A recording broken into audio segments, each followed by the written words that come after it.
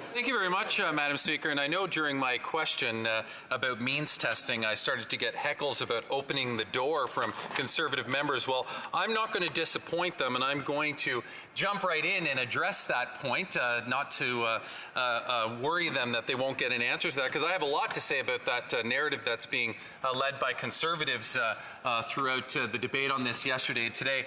But before that, Madam Speaker, I just want to talk about this program and how this program has been an impact in my community of Kingston and the Islands specifically. You know, Madam Speaker, I think that the YMCA is considered a well-rounded organization.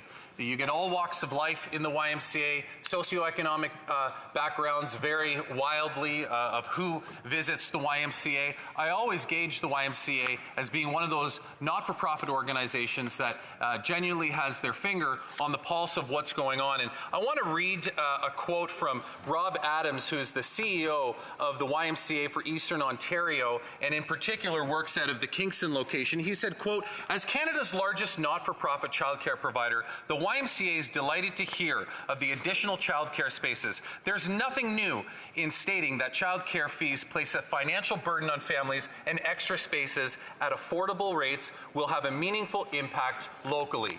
You know, I appreciate the incredible work that Rob does at the YMCA. Our son Mason, of quite a few years ago, for a couple years, had the opportunity to be using one of the childcare spaces at the YMCA, and the quality of care that they provide in the those young developmenting ages of children truly is something that I think needs to be very much applauded, in particular with the YMCA. So thank you to Rob and all the folks in Kingston.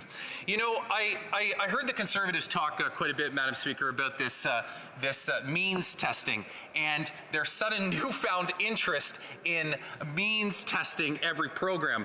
I find it quite ironic, for starters, Madam Speaker, because the default go-to with Conservatives is tax credits. You know, look at Stephen Harper's government, the former Conservative government. Everything was a tax credit, a sports tax credit, everything, tax credit, tax credit. There was no means testing involved in any of that. And so, you know, the Conservatives find themselves in a very difficult position right now, Madam Speaker. Quite frankly, they know that they're going to support this. They have to support this. This program is wildly popular. In Ontario alone, we heard earlier from Parliamentary Secretary, 92% of daycares have already taken up on it. Every Conservative premier in Canada has signed on to this. It's a wildly popular program. Conservatives are going to support it. So they're left in this position of saying, well, how do we critique it? Let's go after this angle. Let's talk about the fact that certain people can't access the child care programs, and we'll try to cloud and smokescreen using that narrative. Well, the reality is, and I've heard it time after time after time coming from Conservatives asking this question, the reality is it's up to the provinces to work with the federal government to develop the framework that they want to have the childcare spaces administered and delivered in their province. And to my colleagues from Alberta, I hope they know that in that very framework agreement that Alberta set up with the federal government, the Alberta agreement actually specifically references individuals who work shift work and individuals who require non-traditional forms of childcare. So it's something that is actually being addressed. This is the only thing that we've heard from Conservatives. The only critique they've been able to make of this is trying to cloud something and trying to convince people that the program that the federal government has put in place, working with provinces to develop that framework, is a program that is absolutely necessary for us to do, to work with the provinces. So the issue is addressed. To my Conservative colleagues, I'll spare them the need to ask me the question. The issue is addressed. It's in the individual framework agreements. Alberta has it in their agreement. I encourage them to go back and read the agreement. But you know, we ask ourselves, why would the Conservatives have to take this narrative? I think of this quite a bit. And I can't help but go back to a tweet from the now leader of the opposition, the member from Carleton, who said on November 30th of 2020, he said, quote, "Why should the Prime Minister get to force parents to pay through taxes for his government's daycare scheme, instead of letting them choose what's best for their own kids?" End quote. This is what the leader of the opposition said only 2 years ago. And now, whenever they let us vote on this, and we know they support it now, but my sense is we won't be voting on it till June, but whenever they do let us vote on it, the Conservative leader will vote in favor of it. Despite this, it's a complete about face is what it is, Madam Speaker. And the reason why he's doing this, Madam Speaker, is because, as I previously said, he knows the program is wildly popular. He knows that he has no choice but to go along with it. And so Conservatives do what Conservatives do, and they will try to find any other angle to smokescreen and cloud the issue so that Canadians are somehow fooled into believing that the program is something that it's not. The member from Carleton was also asked this. He was asked by a reporter at one point. He said, when you say about cutting this, this is the question he was asked. When you say about cutting the supplementary spending, in your view, does that include newly signed childcare agreements with most provinces? Do you want to hear what the member from Carleton, the leader of the Conservative Party, response to that was? He said, "We've said we do not believe in a $100 billion slush fund." The member from Carleton, the leader of the Conservative Party, who will vote for this whenever we get around to voting for it, Madam Speaker, calls the program a slush fund. That was his response to an individual reporter when asked about this program, because this was before we were able to sign deals with every province and show the Conservatives how successful this program could actually be. And this is the problem, Madam Speaker. That's not leadership.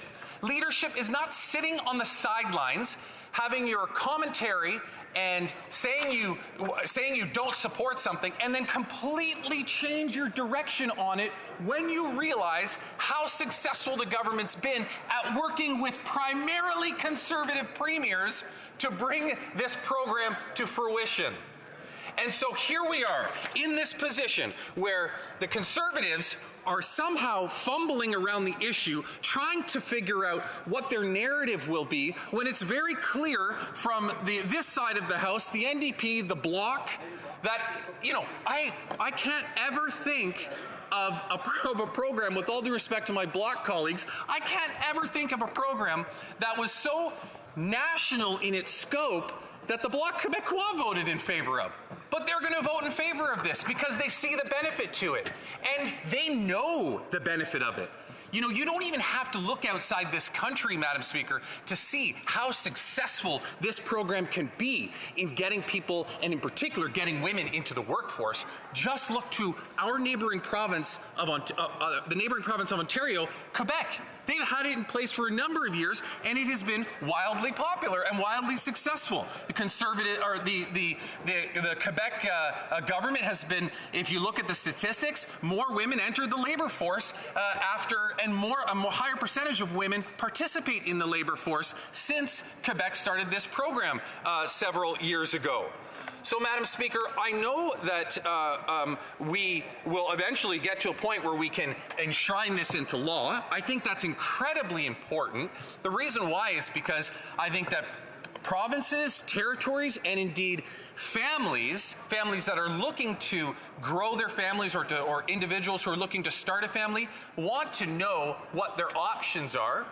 And if you have a program that can be so easily removed and discarded because it's only something that is temporary in nature, at least in terms of the budgetary impacts, then you don't have that security. And so that's what this bill does, Bill C-35. It will enshrine these agreements that have been made with provinces into legislation so that any future government, be it any political party, will have to go through some pretty significant steps in order to remove it. So thank you, Madam Speaker, and I think we're going to stop for question period now.